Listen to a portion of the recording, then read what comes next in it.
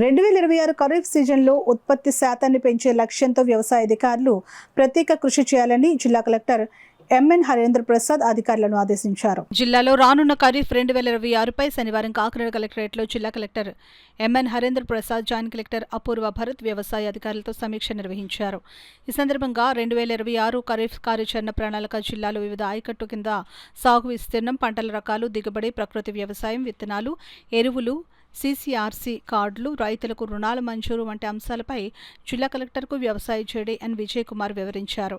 ఈ సందర్భంగా జిల్లా కలెక్టర్ ఎంఎన్ హరేంద్ర ప్రసాద్ మాట్లాడుతూ మే 15 నాటి నుంచే పంటలకు సాగునీరు విడుదల చేయడం జరుగుతుందని రాష్ట్ర ప్రభుత్వం ప్రకటించిన నేపథ్యంలో జిల్లాలో రానున్న ఖరీఫ్ 2026 సీజన్కు అధికారులు ఇప్పటి నుంచే ప్రణాళిక ప్రకారం సన్నద్ధం కావాలని అన్నారు. ఖరీఫ్ సీజన్లో హెక్టార్కి 7,125 కేజీల దిగుబడి లక్ష్యంగా నిర్దేశించడం జరిగిందని, ఈ లక్ష్యాన్ని సాధించేందుకు అధికారులు అవసరమైన చర్యలు చేపట్టాలని అన్నారు.